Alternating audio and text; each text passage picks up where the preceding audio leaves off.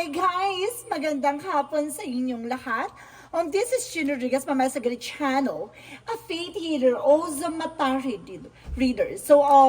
Ngayong hapon na to, tingnan natin nagsabihin sa iyo ng ating mga gabay. So this is a weekly gabay for the month of March 22 hanggang March 28 for the sign of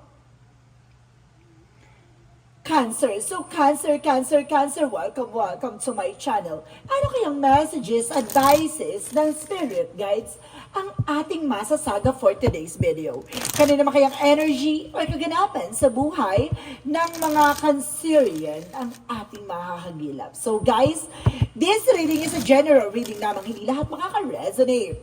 Kunin lamang po makaka-relate sa inyo and comment down below kung kaninong energy ang ating nasaga. And of course, don't forget to like and subscribe my channel and hit the notification bell for more videos update. And of course, maraming salamat po sa mga walang sawang pag-suporta sa aking channel. Lalong-lalo na yung hindi nag-i-skip ng ads. Naway pagpalain kayo ng Diyos at may kapal, siksik-liglig na gumapaw na biyayang manang balik sa inyo. So let's see, what is the messages, advices ng spirit guides ang ating mga hagilap at masasagap sa iyong baraha. Alamin at tuklasin at tingnan natin. Angel Spirit Messages given information. So ano kayong gusto sabihin sa iyo ng ating mga baraha? And of course, there's an Eight of Swords. So guys, there's a lot of negativities around you, no? Kumbaga napapalibutan ka ng toxic, napapalibutan ka ng mga negativities, or either guys, kumbaga there's a negative thoughts or something you're feeling isolated, no? You're feeling imprisonment. Parang hindi ka makakilos, hindi ka makagalaw. Na parang feeling mo, ang gulo-gulo na sitwasyon na parang ang daming pumapasok sa isipan mo. No? And of course, din nasabi na the temperance is a perfect timing, no? Kailangan mo panatiliing kalmado, huwag ka masyadong agresibo, no? Kumbaga, parang it's a confusion, no? Parang kinukonfuse, o parang ginugulo yung iyong utak or yung iyong isipan with the Eight of Wands. Kasi there's a lot of messages and there's a lot of information na binibigay sa'yo, no? Kumbaga, marami kang kumbaga, parang minasense ako na dapat mong pakakatandaan, no? Kumbaga may mga mensahe sa yung hinatid ng ating angel spirit with the temperance. Kumbaga yun pala is divine intervention, no? Paalala pala sa iyo ng divine na there's a lot of communication and of course information ng ating angel spirit na kailangan mong pakatandaan. And of course, yung mga negativities kailangan mong pakawalan. Additional messages. And of course, there is the Four of Pentacles. So, sinasabi dito guys na protect your power, protect your energy, no? Protectionan mo yung sarili mo. And of course, protectionan mo yung mga bagay-bagay na ginagawa mo.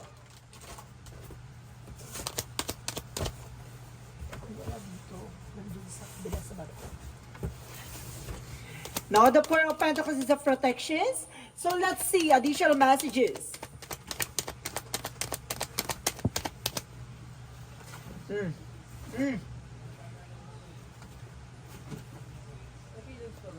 And of course, sinasabi dito guys, there's a Knight of Pentacles. Excuse me guys, my goodness.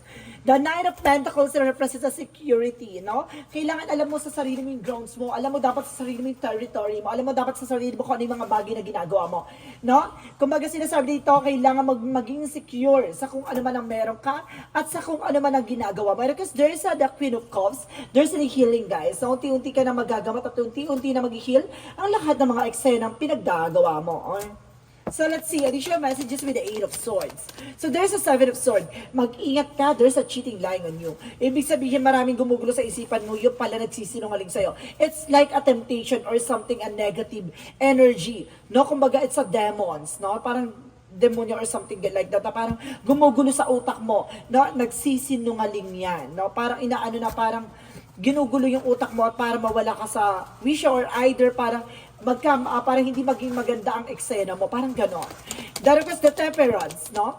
And of course, there's a Three of Swords. See, there's a recovery. Ang paalala ng ating divine at paalala ng ating mga gabay na kailangan mong pakinggan na there's an information with the Three of Swords in reverse na makakawala ka na sa toxicities at para makaka-recover ka na sa finances and career and love life mo, no? Kumbaga sinasabi dito, kailangan mong pakawalan yung, kumbaga marunong ka dapat mag-wash out o marunong ka dapat magpalayas ng negativity sa utak mo. Kapag alam mong nega, mag-cleansing ka or either guys, yung magsasabi mo lumayas ka demonyo sa isipan ko, parang ganon. No? Of course, may mga, kumbaga if you are a spiritual knowledge, no? Kumbaga may kakayanan ka, kumbaga may mga tamang orasyon kung paano mo bibigkasin ang mga orasyon na yon na pampabaklas or pampaalis ng mga negative sa utak mo. No? Kasi mamaya sinusubo ka na pala ng spiritual mo, no? Kasi some of them guys may mga ako na naging ganyan, no? Kumbaga maraming gumulo sa utak niya. Yun pala, it's a test for spirituality na parang sinusubo kayo ng na marami nang gumugulo sa utak mo. It's a spiritual battle, guys. Kasi marami ng negativities na talagang nagdaan na dahil din siguro sa depression, anxieties mo. And because sinasabi sa'yo dito na kailangan marunong ka mag-cleansing at marunong ka mag-alis ng mga negative sa utak mo, no? Kumbaga marunong ka dapat mag-wash out. Kapag alam mong sabihin mo lumayas ka sa isipan ko, ganyan, lumayas ka sa landasin ko or something, no? Yung ganun dapat yung marunong ka magtanggal or marunong ka magpalayas ng masamang pumasok sa isip mo. Ganun dapat, no? Kasi ang Cancerian, guys, is kumbaga, spiritual gifted din yan. Yung mga Cancerian is a water sign talaga. Pagdating sa spiritual gifted yung mga yan. So, kaya kailangan mong pakakatandaan yung mga bagay-bagay na yan. Baka isang hakbang o journey mo na yan para matagpuan at malaman mo about sa spiritual, no? Kailangan mo magdasal, mag-devotion, magpondo, nang sa ganun palakasin ng iyong pundasyon o palakasin ng iyong enerhiya o chakra, nang sa ganun hindi ka mapasukan ng mga negativities or either sa madaling salita, set a boundaries, no? The Eight of Wands represent the Page of Pentacles for investment. So kailangan mag-invest ka, no? Kumbaga, this is the investment, parang utuloy-tuloy na yung papasok na eksena sa iyo, no? Dapat alam mo sa sarili mo kung saan ka mag-i-invest. At the same time, there is a Hermit card. See, there is a soul searching. Protect your power, protect your energy. No? Kumbaga, para sinasabi dito na bigyang linaw ang iyong kaisipan sa mga bagay-bagay na nangyayari sa iyo sa kasalukuyan. The Knight of Pentacles represent the Six of Swords at transition. Ang pagbabago ay magaganap na. No? Parang ito ay pahiwatig o isang pangitain na may mga bagay na nangyayari sa iyo na hindi siya ordinaryo, ha? Kumbaga, this is the spiritual journey. So let's see what is the Queen of Cups. So there is a tower moment for a major changes, no? Ito na yung mga pagbabago magaganap. This is the major changes and of course a big changes. It's either a destruction or the disaster. Pero there's a Queen of Cups for healing. So it means maaaring magkaroon ng revealed or magkaroon ng something na a major changes that bring you a beautiful disaster. No? Ito yung magdadala sa'yo na kumaga yung bagay na nasira sa'yo, akala mo nasira, hindi. Lalo pang nagyabong. No? Lalo pang gumanda. Parang mga chismosa o martes lang yan sa paligid mo. No? Pinipilit kang i-down. No? At ikaw nagkakaroon ka ng motivation at nagiging inspiration mo sila para tumatag at lumakas ka. Ganon. Ganon dapat yung mga bagay na yan. Yung kahinaan na yan o yung mga tao sa paligid mo ang magsilbing kalakasan mo na para makamit mo ang kung ano man ang meron ka at kung ano man yung gusto mong makamit, no? Kumbaga, gawin mo silang kumbaga power, no? Kumbaga gawin mo sila para nang sa ganon, 'di ba? Kumbaga maging revenge mo 'yun. Ayun yung pinaka-revenge mo, ang being successful. So let's see what is the Eight of Swords and the Seven of Swords. Eight of Swords and the Seven of Swords, there's a Nine of Pentacles. See, abot kamay mo. There's a messages with the bird. Kumbaga may puting ibon na binibigyan ka ng mensahe na makukuha mo na ang tamang solusyon o tamang strategiya para malaman mo kung anong nangyayari sa kasalukuyan mo at kung ano nangyayari behind your back. And of course, there is a the magician, see? There is a manifestation, and of course, there is a reflection, and there is a manipulator, no? Kumbaga may mga bagay na makukuha ka, may mga bagay na matutupad ka, and of course, there is a magician for a power. Kumbaga, kayang-kaya mong makarecover, no? Kayang-kaya mo makaalis sa situation. And the Ten of Swords is a freedom. The Ten of Swords is parang painful ending. So parang natapos na yung sakit at kirot na nangyari sa nakaraan, no? So let's see what is up for a Pentacles and of course the Hermit card. So there is the Hangman. So some of you guys, baguhin mo yung mindset mo, even your perspective. Kasi minsan yung pananaw mo ay maaaring nagiging isang balakid, no? Kaya siguro hindi ka makaudsa sa sitwasyon mo. No, baka it's either kumbaga yung relihiyon mo hindi appropriate sa iyo, or either yung relihiyon mo hindi ka gaanong naniniwala sa relihiyon mo. Kailangan kasi sa mga ganyan, kumbaga buong puso, no? At isip mo dapat nandoon, doon dapat na iisa ang paniniwalaan mo, no? Kumbaga pagdating sa mga ganyang that there's a faith talaga. Iba-iba tayo ng pinaniwalaan, iba tayo ng mga kumbaga sinasamba, pero isa lang naman ang ating Panginoon, no? Kumbaga sinasabi dito na kailangan mong tibayan, palakasin at maniwala at magtiwala, no? So let's see what is the Knight of Pentacles and of course the Six of Swords. So there's a Page of Swords, curiosity. Get more information. Now, marami ka pang malalaman, marami ka pang matutuklasan. At itong bagay na matutuklasan mo, yung magdadala sa'yo sa bagong eksena, no? At makakaalis ka sa sitwasyon. At matututo ka matututo ka mag-secure o matututo ka magprotekta kung ano man ang meron ka. So let's see what is the Queen of Cups and of course the Tower moment. And of course, there is a Ten of Pentacles for a long-term success and long-term investment with a financial security. So this is the moment ng a major changes that brings you a recovery. And of course, that brings you a heal and miracle. So and of course, there is a hope. So let's see what is additional messages for the outcome. So, ang pinaka-outcome is the Seven of Wands, no protection. So, see, it's all about boundaries, it's all about guarded, it's all about protection. So, sinasabi sa'yo dito, magdasal, magmuni-muni, at maniwala at magtiwala. So, let's see, additional messages for one more for overall. So, this is the judgment for a wake-up call and inner calling. Parang tinatawag ka dito na, kumaga, maging totoo ka sa sarili mo at magkaroon ka ng, kumaga, maging mature ka sa lahat ng mga gagawin mo. No? So let's see additional messages for career. So there is a Knight of Wands for slow and steady, no? Kung baga sinasabi dito, panatiliing kalmado, wag ka masyadong agresibo with the Ace of Cups. Pagdating sa love life, wag mo masyadong kumaga pinipressure yung sarili mo sa mga bagay na hindi pa para sa iyo, no? Pagdating sa love, hayaan mo siya dumating, no? Wag mong pilitin makuha yung isang bagay na hindi pa para sa iyo, no? Wag mong harutin, wag mong landiin yung bagay na hindi sa iyo, no? So let's see additional messages for love life. So there's a King of Swords. Being wise or something, being intelligence, being there's a mental clarity, and because there's a Queen, there's a Page of Swords, Page of Wands na nag-represent ng new ideas and new plans. So ibig sabihin dito, kumaga magbago ka ng mindset, no? Magbago ka ng iniisip at magbago ka ng plano pagdating sa buhay, pag-ibig. Putulin yung mga bagay nagbibigay sa ng hadlang or nagbibigay sa iyo ng blockages or something na kung bakit hindi ka nagsasucess, no? Kumbaga, sinasabi sa'yo dito na hayaan mo ang pag-ibig ang maghanap sa'yo. Huwag mong hanapin ang pag-ibig. So, let's see. Additional messages for health. So, there's a Six of Wands for a victory and success. So, see? Kumbaga, sinasabi dito, magtatagumpay ka at magkakaroon ka ng balance pagdating sa health mo. Don't you worry with the Six of Pentacles. So, baga, sinasabi dito, there's a give and receiving something by the universe. Marami kang matatanggap. Healing, recovery, and there's a victory. Matutuklas at malalaman mo kung ano yung mga bagay na kailangan mong gawin at may mga bagay na kailangan mong kainin at inumin, no? Kumbaga, bibigyan ka ng knowledge na kung ano may mga bagay na kailangan mong iwasan. So, let's see what is the magical fairy messages. For magical fairy messages, get more information. So, there is an easy does it. So, sinasabi dito, may mga bagay na kumagahayaan mo yung pintuan magbukas sa'yo ng mga bagong opportunity. No? Stop trying so hard, no? To control everything. And all the doors will open to you in your favor. So, let's see. And of course, there is an admit you true feelings to yourself. See? Kumbaga, tanggapin mo sa sarili mo kung ano talaga yung totoong nararamdaman mo. Stop pretending, no? Kumbaga, sinasabi dito, wag mong pagpanggap, wag kang maging totoo ka sa kung ano man ang meron ka, kung ano talaga yung hangarin mo, talagang pangarap mo, no? So, let's see what is the angels, what is Archangel Michael messages.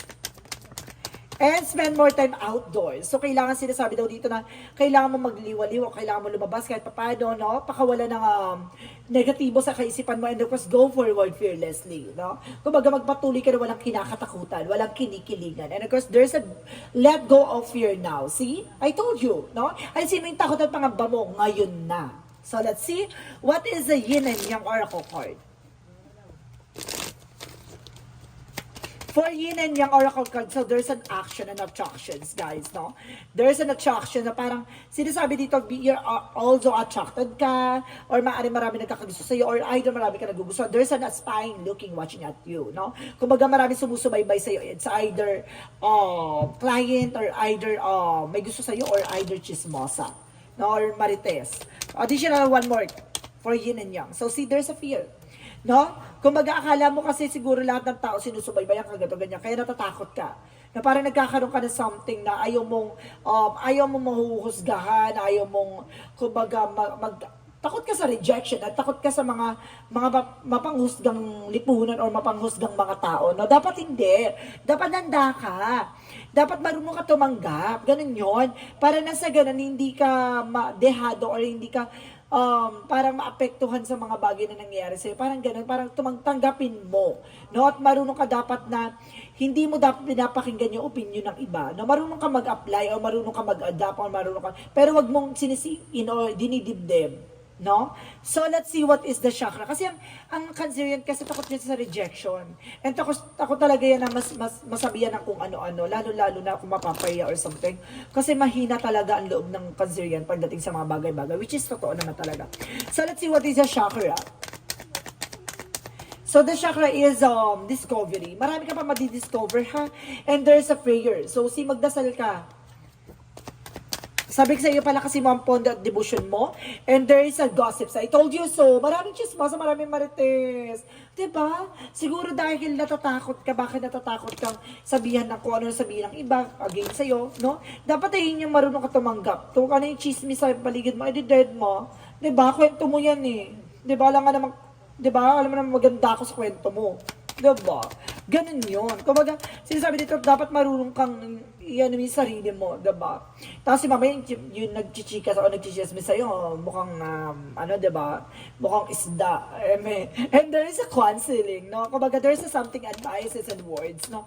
Kumbaga, kung maganda yung message nila or maganda yung sinasabi nila, pwede pa. No? Pwede mo tanggapin or pwede mong, kumbaga, i-apply sa sarili mo na, okay, siguro kaya ganun, baka kailangan ko mag-adjust sa sarili ko, ganyan. Pero kung alam mo, nega, tapos, di ba, hinihila ka pa baba, gigigil ako sa mga ganyan, charis.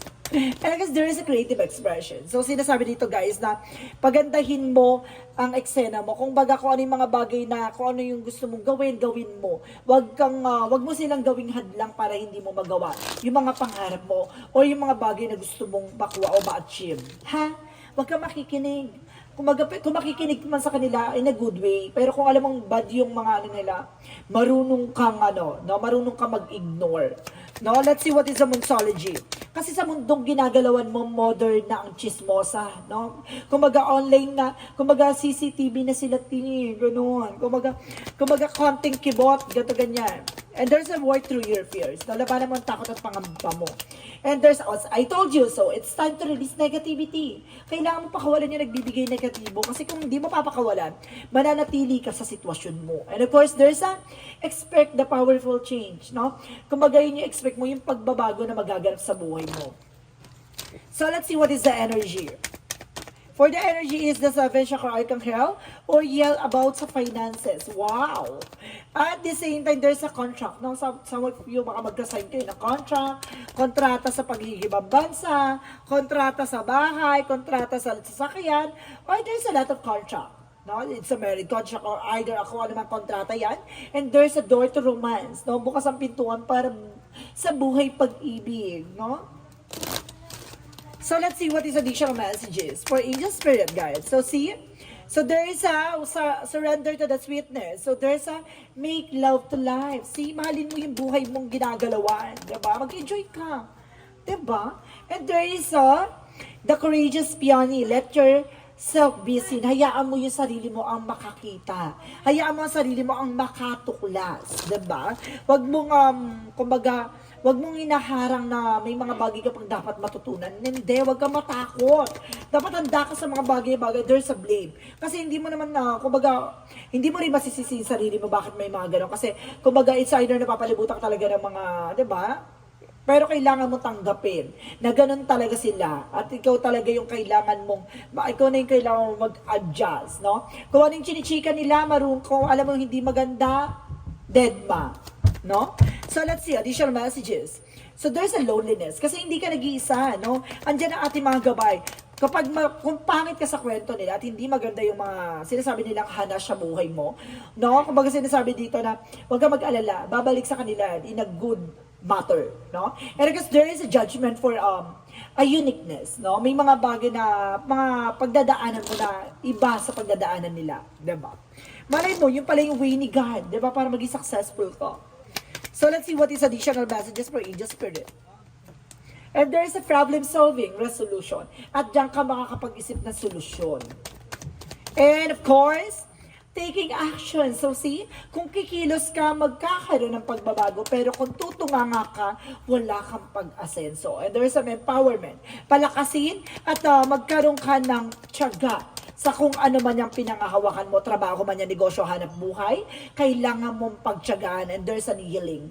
Lahat yan ay mahihilom, lahat yan ay makaka-recover, lahat yan ay gagaling sa anumang uri ng karamdaman or crisis na nararanasan mo.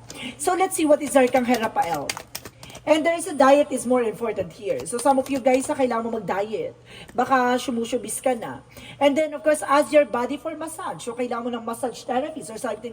Baka lagi ka nakaupo. Or lagi ka nakahiga. Or lagi ka diba? Lagi ka na lang nakatayo na siguro kailangan mo ng body massage kasi siguro hindi nagsi-circulate yung gaano yung blood mo. It's either, kumbaga, kasi ang massage kasi nakakatulong yan para pagpawisan tayo eh. So kailangan mo dyan magpamassage siguro para ma-release din yung mga lamig mo sa katawan. So the angels answer represent take action. See, ang pagkilos at paggalaw. Diba? Kung hindi mo susolusyonan at hindi mo gagawa ng action, walang mangyayari sa sitwasyon. And there's an helpful people. So see, kumbaga sinasabi dito, marami kang matutulungan tao or maraming tutulong sa yung tao. At there's not the right time. So may mga bagay na hindi pa napapanahon. Kaya sinasabi dito, pagtiyagaan mo at grind lang ng grind. Huwag kang susuko. So let's see what is Romance Angels. Pagdating sa buhay, pag-ibig, so there's a deception. So sa some of you guys, no, meron sa pag-ibig nyo or meron mga taong nasa paligid nyo ay mga nagpapanggap. Mag-ingat kayo sa impostor, self-mask in the relationship, false mask. And because there is a codependency. So some of you guys, there's an addiction na pagdating sa relasyon. No, there is kumbaga, there's an addict for sex or addict sa drugs or either addict sa sigarilyo or addict sa alak or addict sa pagkain. So, sinasabi dito sa iyo na kailangan yung iwasan yung mga bagay-bagay na nakakasama sa inyong relasyon. No, baka addict ka sa mga sabong-sabong, sa sugal, sa ganon. Mag-ingat ka. No, iwasan niyan para nasa ganon, maging maayos na ang iyong finances and love life, no? Baka some of you guys cross-watcher out there, ha? So let's see what is a Jesus loving quotes. And there is an information with that my Father give you the true bread from the heavens. So see, ihahain sa iyo ng Panginoon yung mga bagay na para sa iyo talaga. Kung alam ni God kung ano yung mga bagay na makakabusog sa iyo. Siguro yun yung mga bagay na binigay sa iyo kasi marami kang matututunan, marami kang matutuklasan at marami kang mapagtatagumpayan at marami ka pang malalaman at mararanasan. Diba? Kumbaga yung mga bagay na yan ay bubusugin ka ng kaalaman. No? So let's see what is that? Synchronicities.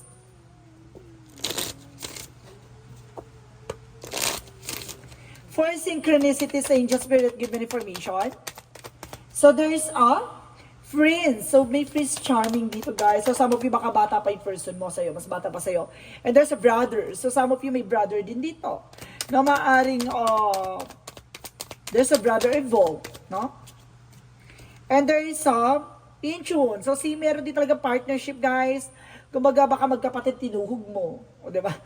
And there is a storm, no? Kumbaga may unos, no? Kumbaga mag-ingat ka lang.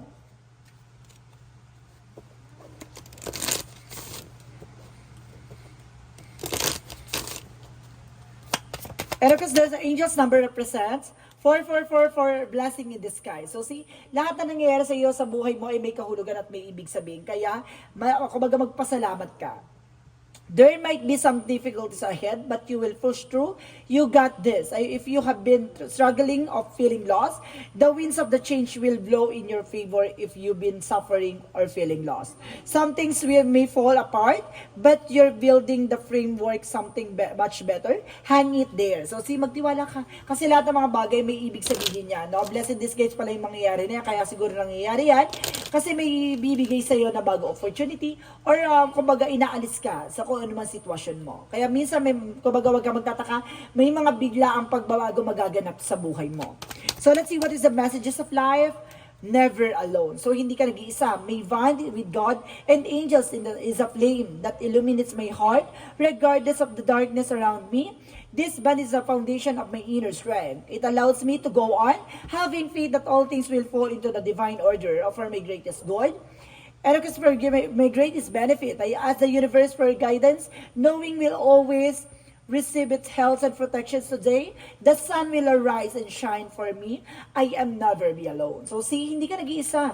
Kumbaga sinasabi dito, nandiyan ang protection at nandiyan yung gumagabay sa'yo para bigyan ka ng leksyon, kaalaman, at may mga bagay kang dapat matuklasan. So guys, this reading is a weekly gabay for the month of March 22 hanggang March 28 for the sign of Cancer yan. So this reading is a general reading lamang, hindi lahat makaka-resonate. Kunin lamang pa makaka-relate sa inyo and comment down below kung kaninong energy ang ating nasagap. Maraming salamat guys and see you in the next video. Bye-bye and babush!